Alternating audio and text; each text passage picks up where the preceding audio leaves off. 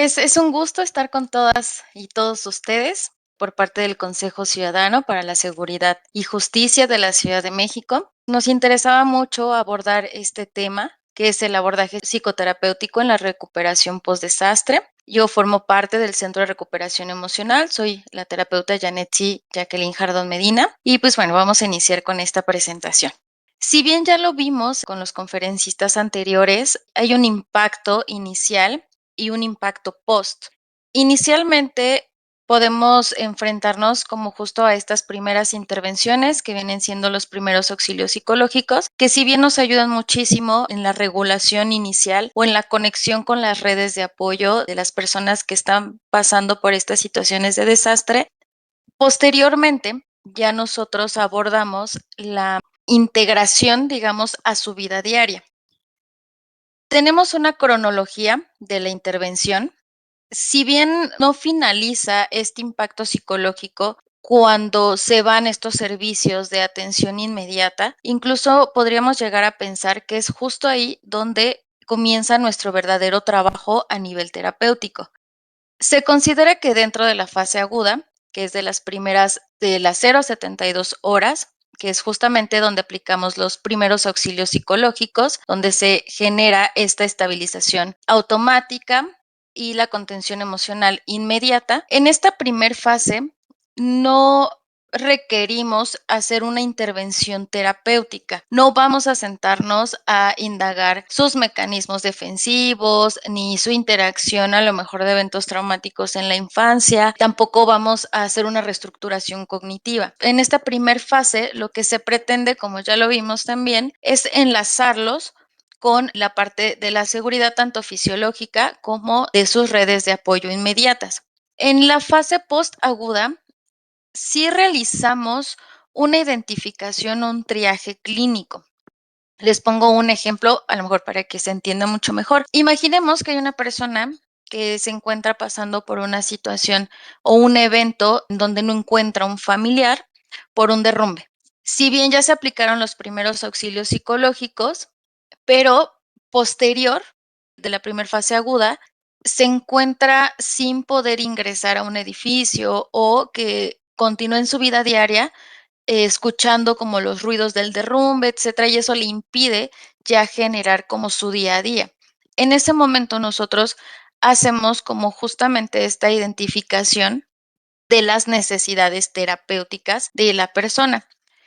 Sin embargo, aquí se hace también una parte de la contención emocional. No todas las personas que llegan a consultorio post desastre hacen una solicitud de una atención psicoterapéutica y me parece también es importante saber respetar que no se puede obligar a la persona. Es indispensable estar atentos a darles herramientas suficientes, pero no obligarlos a llevar un proceso terapéutico. En la segunda fase, que se considera la fase postaguda o de recuperación, se les brindan las herramientas inmediatas para adaptarse de nuevo a su día a día. En la fase de reconstrucción psicosocial, aquí ya se centra justo en restablecer el tejido social, en la salud colectiva y la autonomía comunitaria a largo plazo. En esta etapa, el foco pasa de la supervivencia inmediata que veíamos en la fase aguda a ya su proyecto de vida y la reparación simbólica y comunitaria. En la contención inmediata, como ya también lo vimos, constituye una intervención breve, restableciendo como todo este equilibrio emocional. Hay que considerar que al ser seres biopsicosociales necesitamos una reestructuración o una contención desde la parte fisiológica, como lo vimos con los compañeros en las primeras exposiciones, y también la parte a nivel psicoemocional y psicosocial. ¿Cuáles son los primeros o los principios de acción? Mirar, escuchar y vincular. En la parte de mirar, pues justamente garantizar la seguridad y detectar las personas en diestrés grave, que ya también vimos la parte del concepto del diestrés. Escuchar, que es acoger con empatía, que lo veíamos en la presentación anterior, sin forzar justamente esta narrativa del trauma, que sucede mucho que en las primeras interacciones se les pide una y otra vez hablar acerca de lo que sucedió, porque no únicamente hay una red de apoyo, es muy probable que haya diferentes redes de apoyo en donde constantemente se les pide, a ver, platícame qué es lo que te pasó y platícame qué es lo que te pasó. Eso puede, más allá de beneficiar, pues afectar esta recuperación post evento de desastre. La parte de la vinculación, facilitar como toda esta ayuda práctica y la vinculación con las redes de apoyo. Tanto vincularlos con las redes de apoyo que muchas veces consideramos que son las inmediatas, como sus familiares, como personas cercanas, también tener considerado que las redes de apoyo pueden ser institucionales. Entonces, considerar también tener a la mano siempre un directorio para poder hacer estas vinculaciones de manera eficaz. La parte de los pilares del abordaje clínico.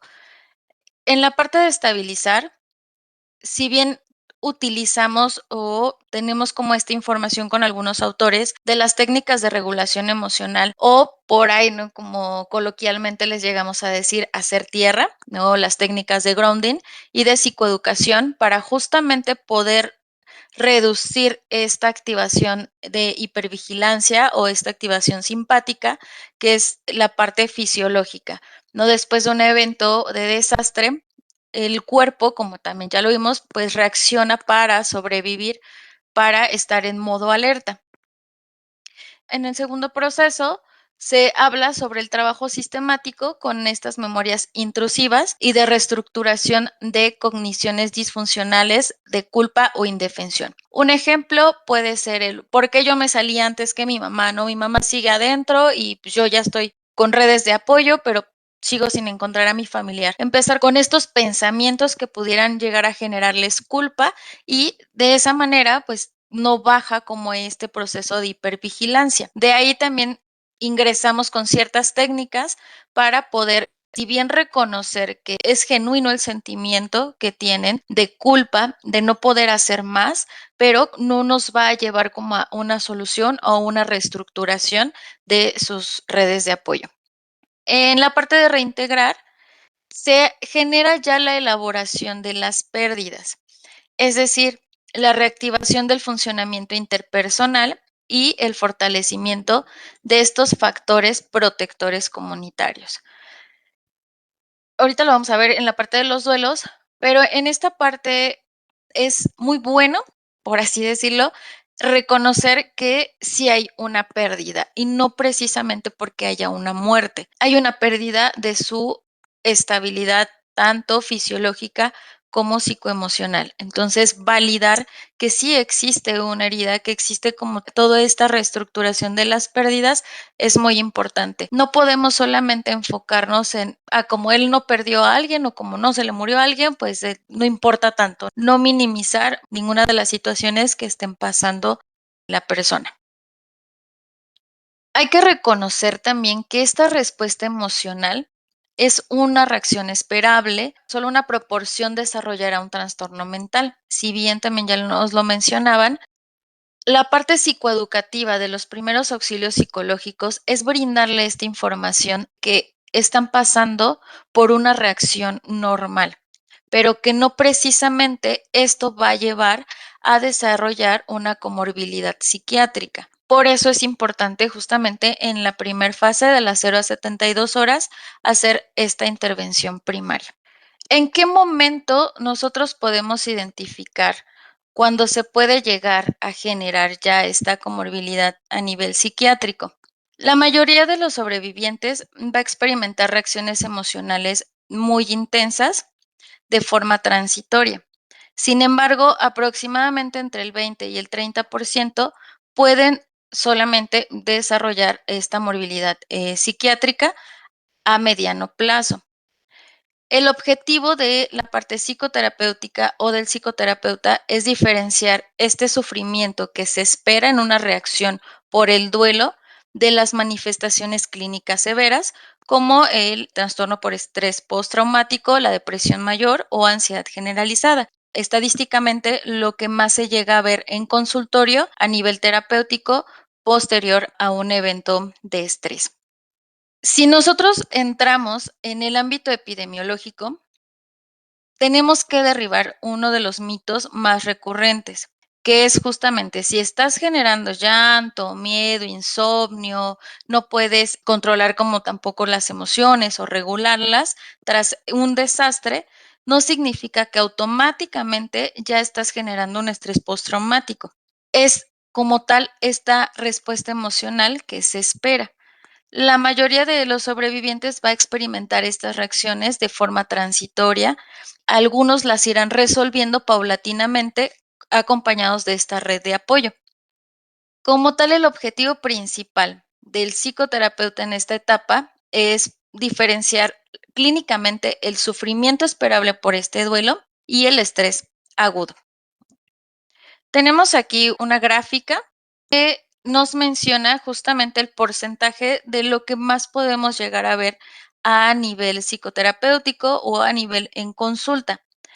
La ansiedad e hipervigilancia lo tenemos en un 85%. Son las manifestaciones más extendidas en donde justamente las personas permanecen en un estado constante de alerta, reaccionan exageradamente ante ciertos ruidos, ante movimientos, ante acercamientos, cualquier estímulo asociado al desastre que vivieran. En trastorno del sueño tenemos un 72%. Es un insomnio de conciliación o despertares nocturnos con sudoraciones, pesadillas recurrentes, específicamente hacia el evento. Tenemos que ir diferenciando a lo largo de las sesiones a nivel terapéutico. Pueden detonar eventos traumáticos, se puede hacer como una reacción en cadena, no específicamente del evento aislado. Es muy importante empezar justamente a identificar, si bien con técnicas, con todos los conocimientos que tenemos de las herramientas, pero sí reconocer que es caso por caso. No podemos generalizar y decir, órale, está padre, pero pues esta técnica se tiene que aplicar y tenemos que regularte sí o sí. Es justamente donde tenemos que mantener la escucha activa todo el tiempo y reconocer que todas las personas tienen herramientas total y completamente diferentes de acuerdo a las etapas de vida. En la parte de la somatización fisiológica, lo tenemos en un 58%, que es una frase muy usual que dice: el cuerpo habla lo que la mente calla. Aquí se observan tensiones musculares crónicas, cefaleas, taquicardias, problemas a nivel gastrointestinal, y esto pues es derivado justamente del estrés al que se ha ido sometiendo tanto en el evento traumático como post, es decir, en toda la recuperación.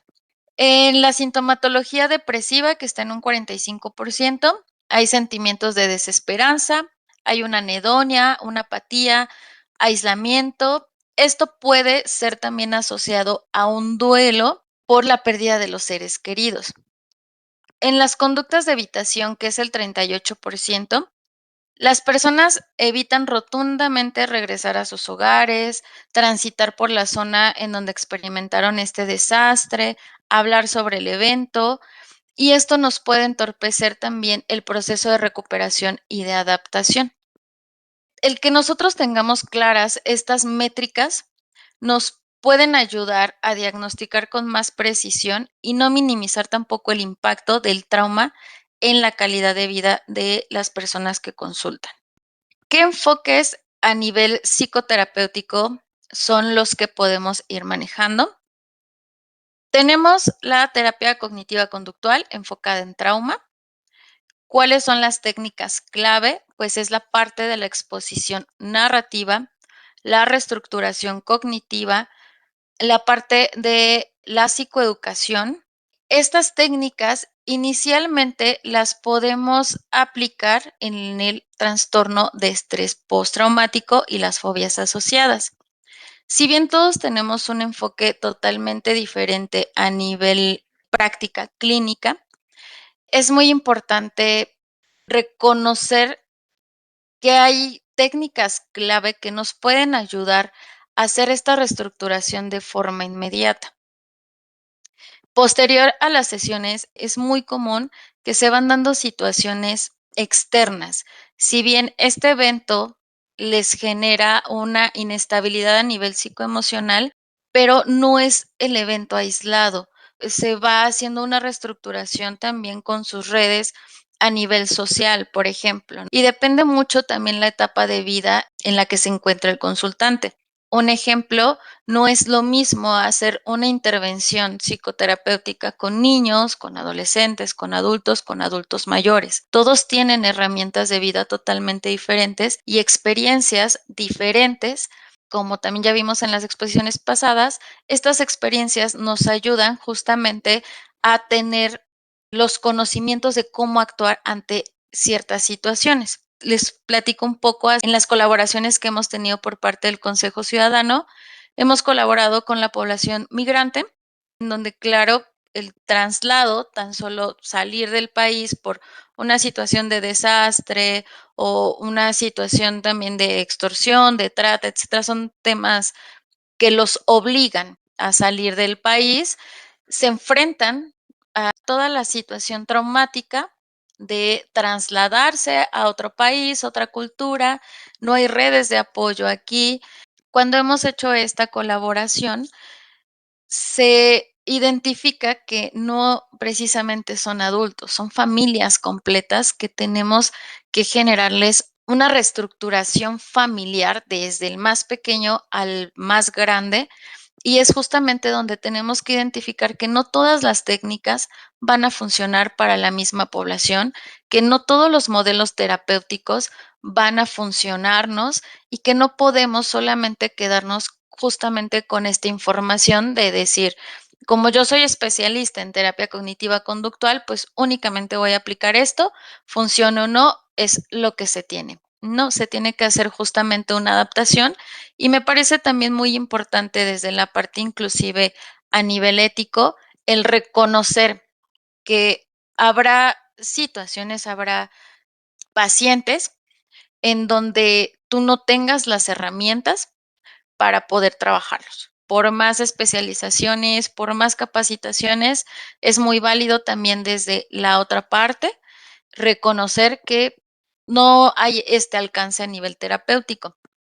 Sucede mucho que cuando nosotros aplicamos modelos terapéuticos para el trabajo de estrés postraumático o de alguna comorbilidad psiquiátrica como ansiedad generalizada o depresión, nos encontramos también con una fase de resistencia, justo porque es como volver a abrir esta sintomatología o volver a experimentar de forma genuina el evento traumático. Se generan mecanismos de resistencia en la persona.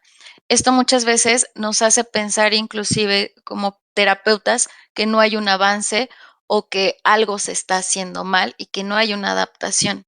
Los avances no son tampoco de manera inmediata, son paulatinos y depende mucho de las herramientas que tiene la persona.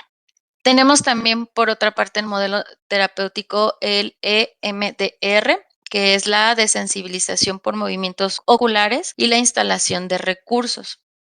¿En qué nos ayuda este modelo terapéutico? Justamente en la parte de las memorias traumáticas intrusivas y los bloqueos emocionales severos. No es que estemos aplicando modelos o técnicas terapéuticas de manera aislada. Se tiene que hacer una adaptación para la situación emocional que está presentando el paciente y generar justamente esta baja de mecanismos defensivos, readaptarlo a su día a día, posteriormente ya indagar como en la parte más profunda de las asociaciones que llegó a tener con otros episodios alrededor de su vida que fueron eventos traumáticos. El modelo terapéutico de aceptación y compromiso, que es la difusión cognitiva, la clarificación de valores y la acción guiada. Nos comentaba el maestro David hace unos momentos el aplicar un diálogo abierto o un tipo de entrevista abierta pareciera sencillo, pero es más complejo de lo que podríamos pensar a nivel terapéutico. Si bien se hace toda la parte de la aceptación y el compromiso terapéutico, al quitar nosotros estos mecanismos defensivos, sabemos que pueden llegar a entrar de nuevo en crisis y pareciera que estamos en un bucle. Regresando a la parte de los primeros auxilios psicológicos o de la contención emocional, y muchas veces estas preguntas abiertas, esta intervención abierta, propicia el que de nuevo experimenten este proceso traumático. Por eso también nos apoyamos de la técnica o del modelo terapéutico de la terapia grupal comunitaria. Identificar que puede haber una red de apoyo externa al consultorio en donde quizá la parte empática o de este lazo que puedan tener con el otro, si bien no pasó exactamente lo mismo, pero puede entender, comprender desde una parte no profesional, digamos, desde una parte más humana o más de un acercamiento mutuo, va a ser muy importante también para los avances a nivel psicoterapéutico. Aquí nos podemos encontrar los grupos psicoeducativos, la validación de los pares, los rituales de duelo, la recuperación colectiva y el fortalecimiento también de este apoyo social. ¿Qué sucede en el duelo y la reconstrucción? Tenemos la parte del impacto o el shock, que es la negativa o la incredulidad y choque emocional. Inicialmente se genera una protección psicológica ante esta muerte súbita. Me niego a reconocer que sí hubo una pérdida súbita. Esto no va a volver a ser lo mismo. Está la eclosión emocional, que es la aparición de la culpa, la rabia, la tristeza profunda y la habilidad fisiológica persistente. La elaboración. Ya encuentran en este proceso la aceptación progresiva de la nueva realidad. Si bien todavía existe el dolor, todavía existen estas emociones que se encuentran muy a flor de piel, aquí ya se genera una aceptación progresiva, se va identificando que ya es una realidad, que no se puede regresar y que inclusive estos pensamientos de culpa que pudieran llegar a existir o a estar constantes del por qué no hice esto, por qué no actué de una manera diferente, en este punto ya se están elaborando. Reconocer que no se pudo hacer diferente, que se dio así y que ahora se tiene que hacer una adaptación. En la parte de la reorganización, se genera ya la reconstrucción de proyectos de vida, la asimilación del trauma y la resiliencia. Está padrísima esta línea de tiempo y pareciera que si lo llevamos de esta manera o si se transita el duelo y esta reconstrucción, vamos a llegar a una adaptación a la nueva realidad, digamos. Sin embargo, la mente no funciona tan lineal.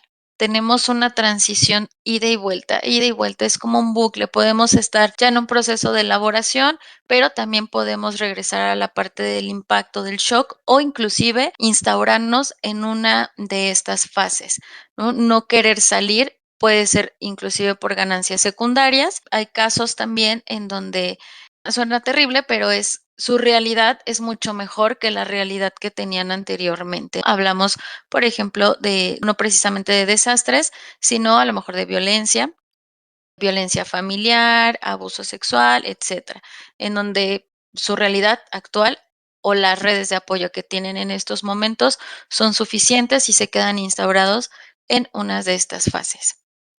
¿Qué no debemos hacer como terapeutas? Que si bien ya vimos la parte de las habilidades que debería de tener un terapeuta o que se sugiere que se tenga un terapeuta, hablemos de lo que no deberíamos hacer. Inicialmente, forzar el relato. Les mencionaba hace unos momentos, es muy usual que estén mencionando una y otra vez lo sucedido. Muchas veces para poder comprender desde dónde ayudar y para que otras instancias u organizaciones comprendan también qué recursos necesita la persona. Sin embargo, es revivir y revivir y revivir. Cuando nos consultan, cuando llegan a la parte de la psicoterapia, no precisamente forzamos el relato, no precisamente les decimos: "Okey, estás aquí, ahora dime qué fue lo que te pasó". No, es un espacio en donde, en el momento que ellos tengan las herramientas suficientes o que se sientan preparados para poder hablar del hecho, lo harán. No va a ser ni siquiera en la primera, muchas veces ni siquiera en la segunda, tercera, cuarta sesión. Será en el momento que estén listos, si bien sí tenemos técnicas o podemos hacer una guía para poder expresar este relato, no podemos forzarlo. Tampoco podemos presionar para hablar. Es usual que en las sesiones muchas veces preguntemos cómo te encuentras. Bien. ¿Necesitas algo? No, estoy bien, estoy perfecto, no pasa nada. Desde ahí empezamos a hacer una evaluación de mecanismos defensivos, probablemente de adaptación, de no querer revivir este evento traumático, pero tampoco podemos generar esta presión para que ellos puedan expresar qué sienten, porque ni siquiera a veces ellos saben qué es lo que están sintiendo, no saben qué es lo que está pasando. Prometer que todo va a estar bien. Tenemos que tener justamente también estos límites a nivel terapéutico, de quitarnos esta capita de salvadores. No vamos a salvar, no todo va a estar bien. La realidad es que ellos se encuentran en una crisis o en una inestabilidad psicoemocional. No podemos prometer que estará bien. Patologizar reacciones normales. Es usual o ha llegado a suceder que dicen: "Es que me dijeron que tenía depresión porque me la paso llorando", o me dijeron que tenía ansiedad porque tengo atracones de comida. Me dijeron que tenía igual depresión porque no quiero hacer nada. Cuando son reacciones, como ya lo vimos también, normales después justamente de estos eventos traumáticos. El que nosotros podamos hacer una evaluación de la sintomatología, tenemos que identificar tanto el síntoma como el periodo en donde se ha venido experimentando y qué redes de apoyo o qué herramientas personales se han utilizado para hacer una adaptación. De esa manera podemos identificar justamente si se está generando ya un corte o una decisión a nivel mental que ya requiera inclusive un acompañamiento también a nivel fisiológico o a nivel psiquiátrico, o únicamente necesitamos como reestructurar como todos estos pensamientos y hacer la adaptación a su normalidad. Utilizar técnicas de exposición durante la fase aguda. Obligarlos a que experimenten o a que vayan al lugar en donde vivieron este desastre o este evento traumático, pensando, teniendo considerado que puede ser una técnica de exposición que nos ayude a que reprocesen el evento. Tampoco podemos exponerlos de esa manera sin tener un objetivo previo o justamente un plan establecido para tener considerado el usar estas técnicas. También me gustaría comentar o hacer un énfasis en el autocuidado del terapeuta. Cuando se trabaja con población, o bueno, por parte del Consejo Ciudadano, nosotros trabajamos con población víctimas de delitos. ¿Qué sucede? Que también hay un desgaste emocional para el terapeuta o para el profesional de la salud mental al enfrentarse a temas pueden ser un tanto complejos o demandantes en cuestión emocional. Hablamos de la prevención del trauma vicario, es decir, tener un monitoreo activo del desgaste por empatía y la fatiga de compasión. No es que no seamos empáticos o no es que no nos preocupen los pacientes, que nos olvidemos de ellos, ni mucho menos, pero sí identificar hasta qué punto nos está moviendo como terapeutas y hasta qué punto sí podemos trabajarlo de manera ética y en qué momento ya se convierte parte de nuestro día a día. ¿En qué momento ya se convierte en que nos mueve nuestros propios mecanismos defensivos, nuestra propia historia, nuestra propia terapia inclusive? Generar también estos espacios formales de descarga emocional entre los profesionales al cierre de las jornadas. Siempre he sugerido que se tenga una supervisión personal de casos y también un abordaje psicoterapéutico, porque tenemos que hacer justamente toda esta descarga. Si bien con compañeros podemos hablar acerca de los casos, pero el trabajarlo de manera individual y reconocer que nos pueden mover cuestiones de nuestra vida, de nuestra historia o inclusive eventos traumáticos que hayamos pasado nosotros y que por alguna situación no hayamos manejado, que nos reviven, pues es muy importante trabajarlo en estos espacios externos a las jornadas que podamos llegar a tener.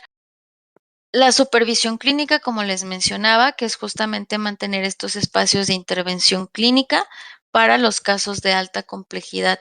es muy válido en la parte del autocuidado del terapeuta reconocer que no somos todopoderosos y que habrá casos que sí nos generen todavía más esfuerzo o que sean de mayor complejidad, en donde lo más ético, lo más adecuado muchas veces es referirlo con algún colega o alguna otra instancia de salud mental. Los límites sanos, la rotación periódica de funciones y el estricto cumplimiento de tiempos de descanso también ayudan muchísimo en la parte del autocuidado del terapeuta. Reconocer que la recuperación emocional posterior a un desastre no depende únicamente del tiempo transcurrido, sino de la oportunidad, calidad y continuidad de la intervención. Un abordaje psicoterapéutico basado en evidencia, articulado con redes institucionales y comunitarias, favorece no solo a la disminución del sufrimiento psicológico, sino también la reconstrucción del proyecto de vida de las personas afectadas. Bueno, esta sería mi participación.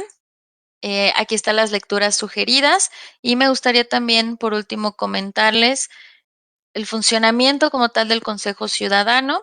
Si en algún momento llegan a requerirlo, nosotros somos una línea de emergencia que se encuentra 24 horas también disponible, o si lo requieren para enlazarlo con algún consultante como una red de apoyo institucional, pues estamos también para servirles. Y muchas gracias.